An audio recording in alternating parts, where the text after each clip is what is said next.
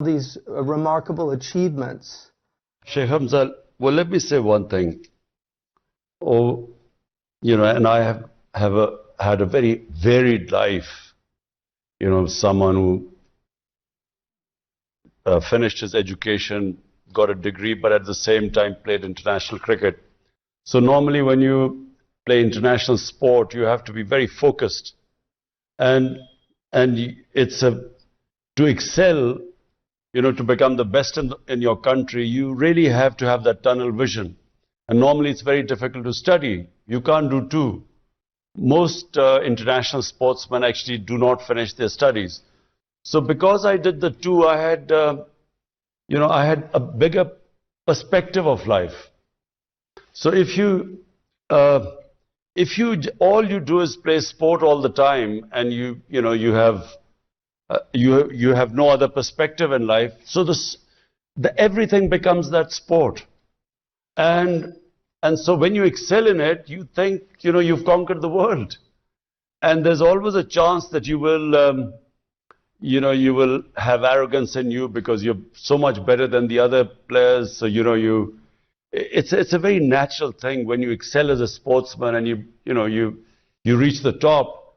So others are not as good as you, and because that's your world, you have this a chance of, in my opinion, what is the worst quality in a human being? Arrogance. You can get arrogant. On the other hand, I played almost 22 decades of international sport. So in that period, you have lots of ups and downs. That also tells you a loss. When you fall, it leads to a lot of soul searching. So when you go into the cycle of up and down, when you reach the top and then you have setbacks, and over 20 years, I had lots of setbacks. I had a lot of successes, but a lot of setbacks. So during the low period in your life, it teaches you a lot. So you do not eventually lose when you go up, your feet stay on the ground, because you know that, you're not always going to stay up there. So that's one. But really it is, later in my life, just at the end of my sporting career, when I was blessed with Almighty's greatest gift, and that's faith. I never understand this concept of people forcing someone into your religion or faith, because for me, faith is a gift of God. Not everyone has this iman of faith. So once you have that, then you have a completely different perspective on life, because you believe that success, respect are in the hands of God. This is, clearly stated in the Quran. So once you know that, when you have successes, you then attribute it to God. And you know that it's because of His will that you have succeeded. So arrogance disappears from your life. And then the most important thing, that you control what is the most destructive thing within in a human being, is the human ego. If you do not control the ego, it is very destructive. And I've seen it destroy human beings. So faith, actually, true faith, iman, firmly makes you control your ego. And there's a tradition in American baseball that when they see a pitcher pitching a perfect game, all the other players leave him alone, because they know he's gone into a kind of zone, and they don't want to disrupt that. But what they do at the end of the game is they push a cream pie in his face as he comes off the mound.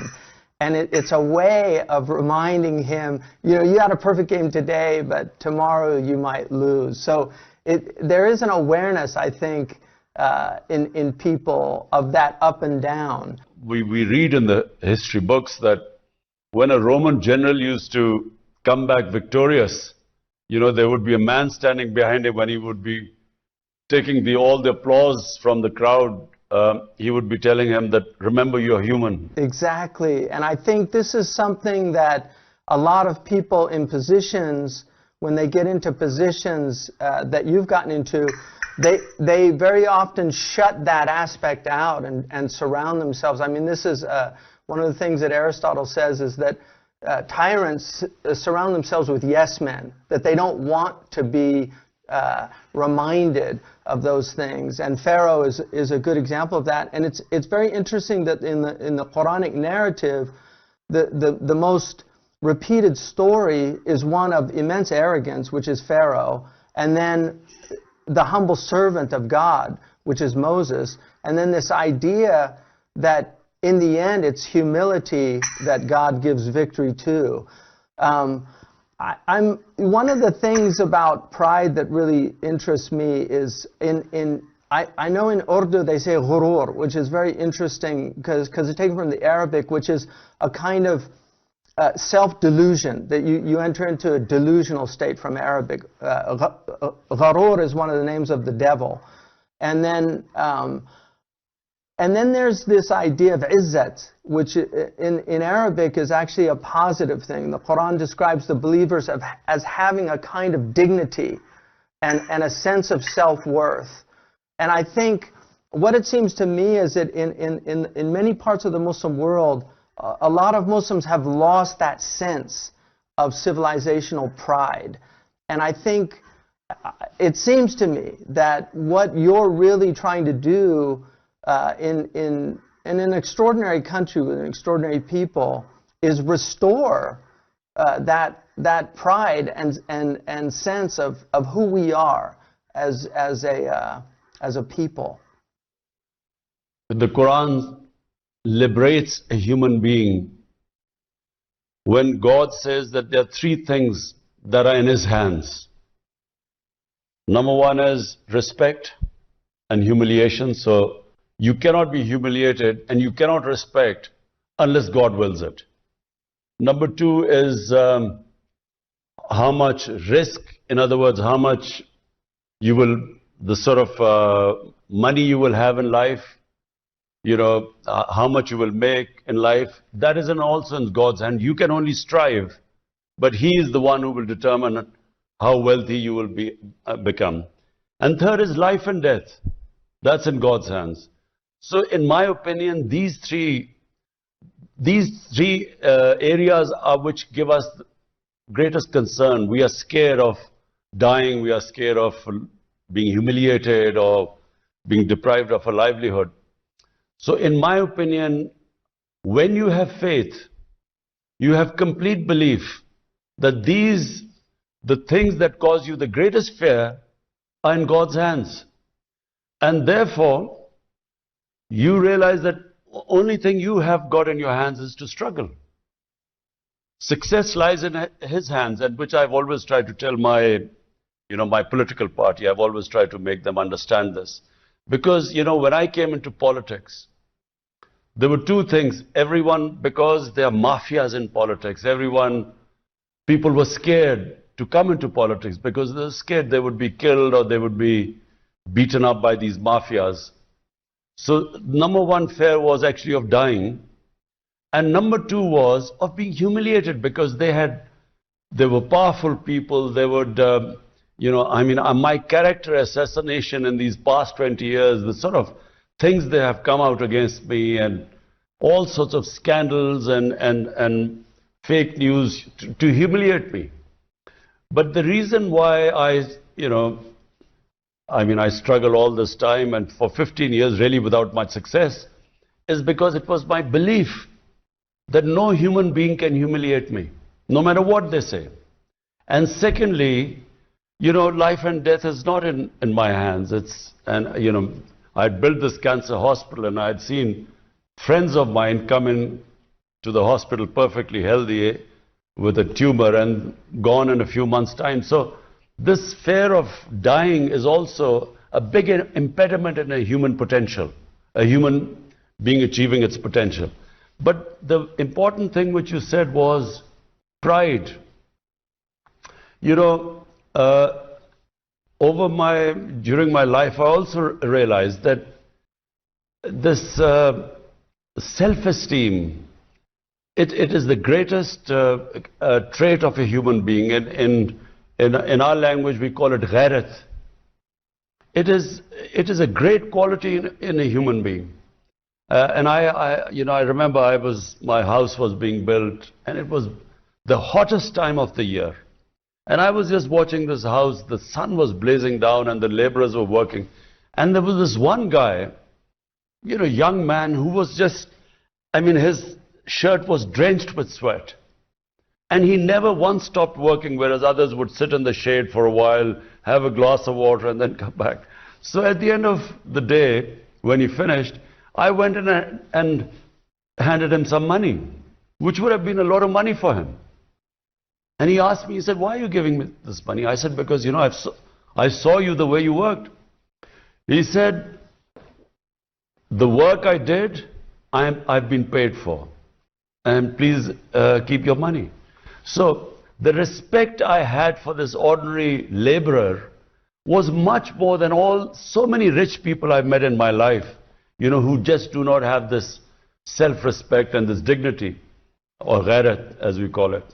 And you're absolutely right that, I find people, who have dignity and respect, no matter whether they have money or not, they command respect. You respect them. It reminds me, I took my sons to Uhud to visit Sheikh Hamza, and there were very few people there, but there was a man selling candy. He was a little like a Bedouin man, and he was selling candy on a little cart. And so I wanted to get my boys something sweet at the place, and they had 10 riyals. And the candy was only like 2, I think, riyals. And I told the man, "Keep the change." And he said, "No, the candy's only 2 riyals." And I said, no, it's all right. You can keep it. He said, "Look, I'm not a beggar. This is my job. And it's only 2 riyals." And he refused to take like what I was looking at as charity because of exactly what you're talking about. And that is something I think God loves. It's that dignity that you carry with you. The Prophet ﷺ said in a very interesting tradition for me, I think, he said, the believer, al-mu'minu la yudhillu nafsa, the believer should never humiliate himself. And that gets to what you just said, is that really it's we who humiliate ourselves. Nobody can humiliate you if you have that dignity. They can attempt to take it away from you, but they can't. And that gets back to a question of how you think we can restore this sense of dignity that for a lot of Muslims seems that there's almost a shame, especially in wealthy people. And I think it's something that I find very inspiring in you, is that you're not ashamed of your faith and your tradition, which is quite rare amongst people that have entered into politics. There's almost a reservation in acknowledging the part of faith. Sheikh Hamza, 2 things. One, that La ilaha illallah, no God but Allah. That in itself gives you dignity. The motto of my party, when I started my party 25 years ago, is Iyyaka na'budu wa iyyaka nasta'in. You alone I worship, you alone I ask for help. You see, in my opinion, true faith, Iman, that in itself gives you dignity. Because just the fact that you don't bow in front of anyone but the one, that is a liberation of a human being. Young people ask me about who do I respect, or what is the concept of richness.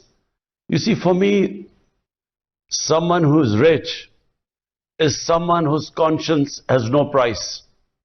You can't buy them. And that's what I mean, this, and you talked about the candy man and I talked about this laborer.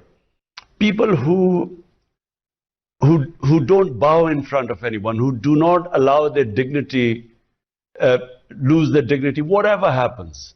They are the ones who command respect. And if I read this book after it's called The Arab Conquest.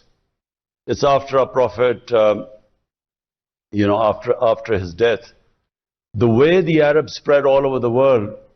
And it's very fascinating if you read that. it was not, they didn't have any technical advantage over all the people they defeated.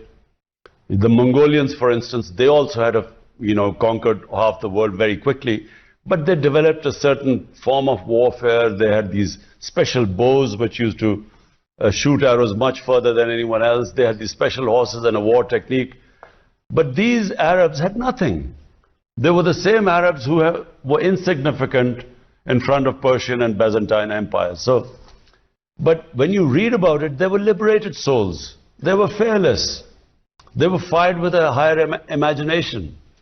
And this is the basis of, if one sports team is very talented, the other sports team has self-esteem and respect, they have pride, they will beat the talented team. And I've seen this more often in my life. And this is really it. The problem when you say about Muslims and rich Muslims and wealthy Muslims, I've seen them lose their pride. I've seen them, become servants of wealth. Their wealth has made them, enslaved them actually, and they stick to their wealth thinking that's everything. So this is unfortunate. In our Muslim world, we have very few leadership in the Muslim world, which actually is truly liberated.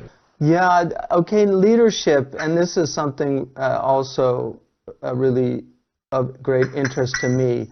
One of my teachers is Sayyid Naqib al-Attas from Malaysia, who I think is a brilliant philosopher, but he wrote a book called Secularism, which he identified as what he felt was one of the fundamental problems in the Muslim world, is the secularization of the Muslim mentality and this loss of the sense of the sacred. And I think even a lot of people here recognize that, that a lot of the problems in the world are a result of seeing the world as a commodity, seeing it as something that you simply consume, and there's a type of human arrogance that goes with that. But one of the things that he said, he basically argued that the biggest problem in the Muslim world was a confusion of knowledge.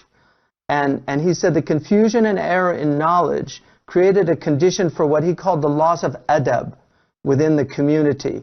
And that condition arising out of 1 and 2, the confusion and error in knowledge and then the loss of adab, has led to a rise of leaders who are not qualified for valid leadership of the Muslim community and who do not possess the high moral, intellectual, and spiritual standards required for Islamic leadership. So he makes an argument that it's really a confusion of knowledge. And I think one of the things that you and I share is trying to restore knowledge as a basis for, as a starting point, really. And so I know that you have the university that you've been working on in Pakistan, among other amazing things. I mean, I've followed some of your political career, and I think like the reforestation project is a really interesting project, trying to bring back the trees that have been lost. Ibn Khaldun mentions that when the Arabs went across from across Africa, he said that a squirrel could literally go from Egypt to Morocco without touching the ground because there were so many trees. So we've seen a real loss of that. But I'm curious just how you see the centrality of knowledge and restoring that as part of this restoration of civilizational pride for a community. You're right about, when you have total divorce from the sacred and you just operate on the material, and which is basically what is happening. And then with the problems because of that, for instance, I mean, this big environmental disaster in the world, which is called climate change, is purely because human beings have moved so far away from the sacred. And sacred basically means being humane, thinking about others.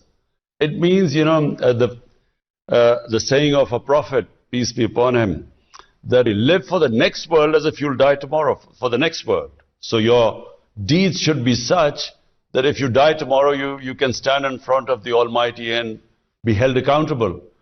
But live in this world as if you will live for 1,000 years. So whatever you're doing right now, you should think the repercussions it will have on humanity for another 1,000 years.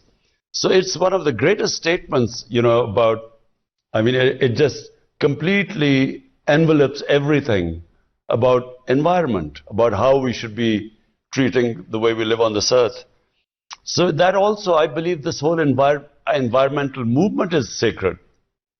Wherever you think about other human beings, you are, because God, whatever you do for God's, if you want to get close to the Almighty, you have to be humane.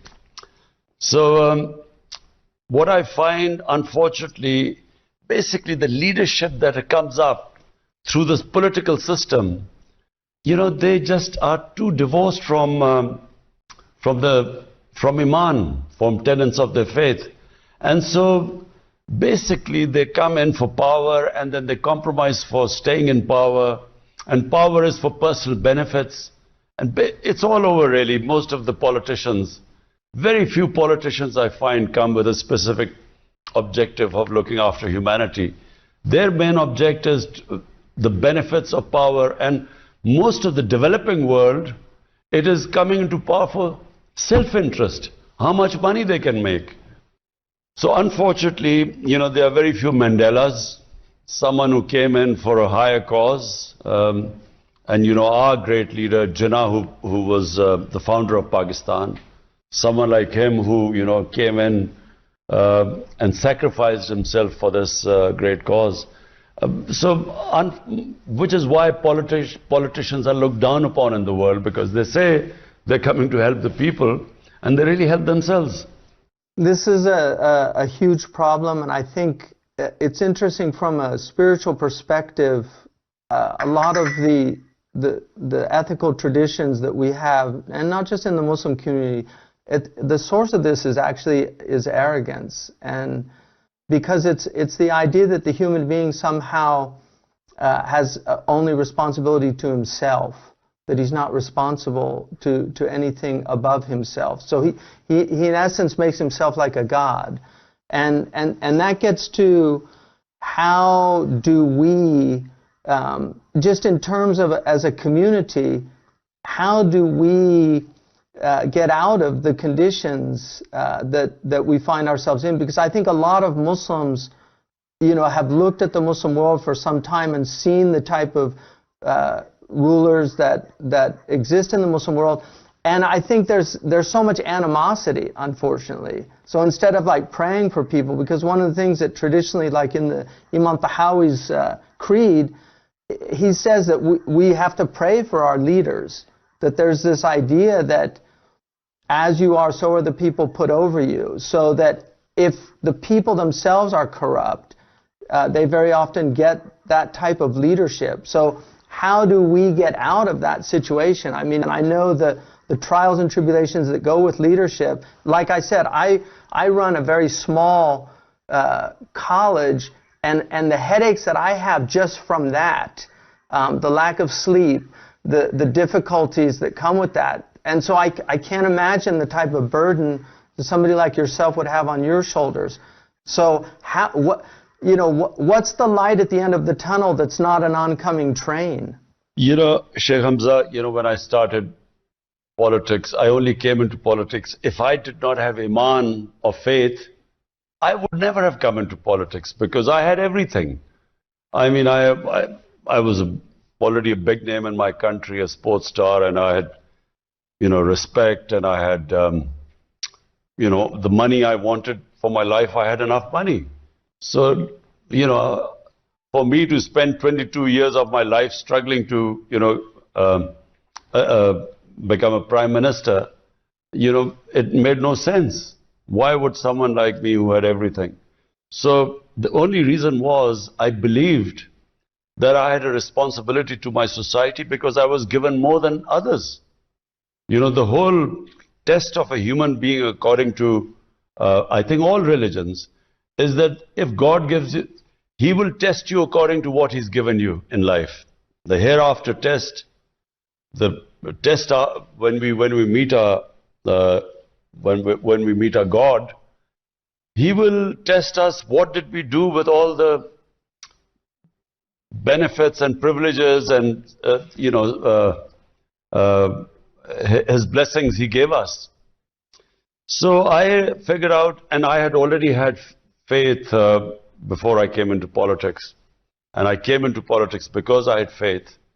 And because I had faith, I realized that I was so blessed that I had a responsibility to the society. So I wanted to make Pakistan an Islamic welfare state based on the concept of the state of Medina by our Prophet, peace be upon him.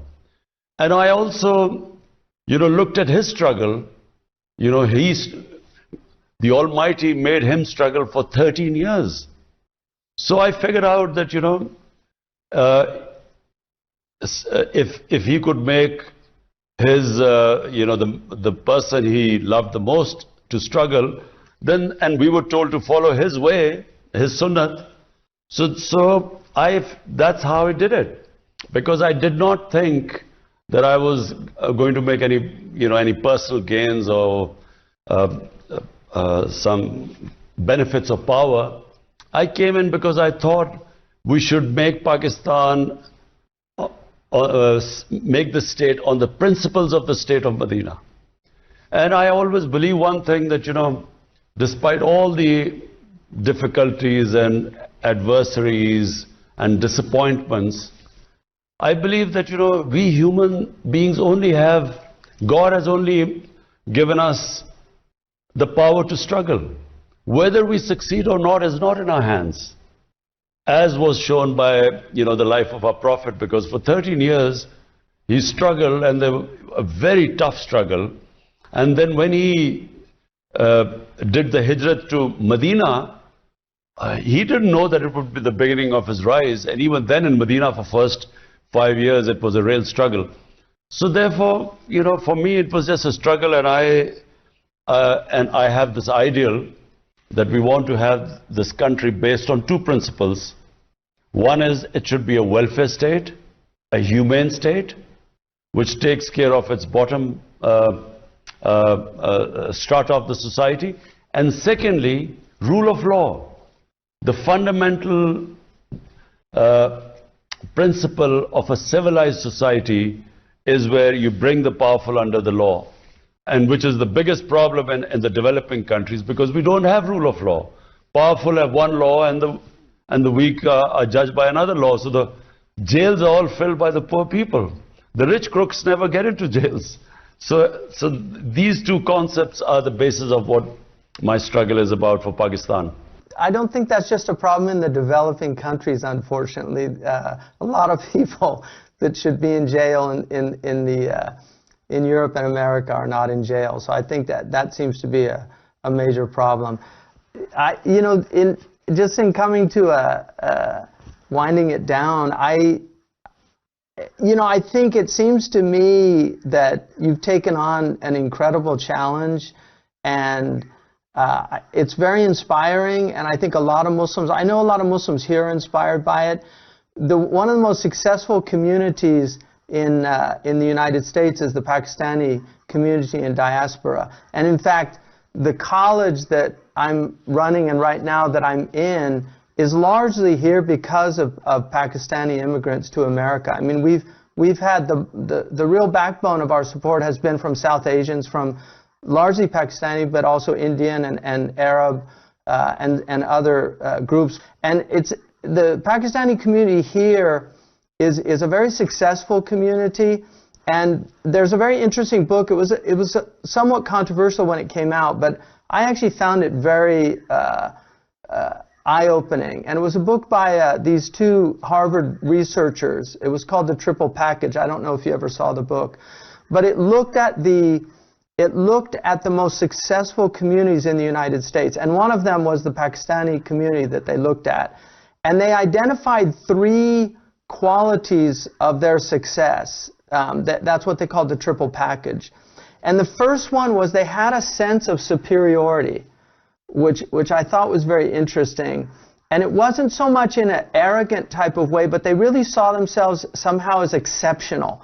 And they said that that view could be a religious exceptionalism, like the Jewish community, like a chosenness, or it could be ethnic or national. But the second quality that they identified was a sense of insecurity, that they had something really to prove. And that it created a kind of tension that forced them to really work harder than the other people because they wanted to show that they were worthy of that exceptional status. And then the third quality that they identified was delayed gratification, that they were able to put off. And that gets back to what you were talking about discipline, because certainly I know that anybody that becomes a world-class athlete delays gratification. They have to, because of the type of discipline and effort it takes. And so those were the three. But what struck me about that is I really felt that the Quran in some ways was a triple package book. Because on the one hand it says things like, you know, that kuntum khayra ummatan ukhrijat linnas, you're the best community that's come forth for humanity. And then on the other hand it says things like you were created from a vile fluid. You know, that the human being is of earth. You know, the Prophet ﷺ said, "Kullukum min Adam wa Adam min turab." All of you are from Adam, and Adam is from dust. He said, "I was commanded to be humble so that nobody could show arrogance towards another person." And then the third thing was this delayed gratification, which the Quran, in so many verses, tells us to put off for what's coming, you know, that not to take things now. So I feel those three things, the restoration of that in your country, I think it seems to me that you yourself display those qualities, and how we can restore that in the greater community seems to be the challenge that we face. You see, Sheikh Hamza, I feel that in Pakistan, this country has tremendous potential. People are immensely talented, they're quite diverse. We have a very diverse mix of ethnic groups in Pakistan, very talented. Problem is, you know, we haven't, you know, if I look back why we haven't achieved our potential, it's one sentence, rule of law. We have had elite capture. So a society where a certain elite just captures the resources and deprives the majority of proper education, healthcare, justice. And so, you know, if I had to put my finger on it, it's a lack of rule of law is the reason why we haven't achieved our potential. And I actually am convinced that no society can ever achieve its potential if there is not rule of law. Because merit is also associated with rule of law. And if you do not have meritocracy in a society, you have this elite which is spoilt, which is rich, which has captured the resources, which doesn't struggle and strive. They sit on the main positions, they decay. So countries disintegrate because of a decadent elite. People don't decay, it's the elite that decays. And what our Prophet showed in Medina was that, you know, he brought in a very selfless, an elite which looked upon him as a role model. All of them became leaders, and they just lifted the character of the entire nation and the potential, unleashed the potential. Because all of us have tremendous potential, but we have imposed chains on us which stops us from achieving the potential. Our great poet Iqbal, he was, you know, our greatest poet of this last century. You know, he came up with the concept of the Shaheen, the eagle. That eagle flies, soars above the rest because it breaks the shackles which keeps others grounded. And all these shackles of materialism, these false gods of power, and, you know, all these things that keep us grounded.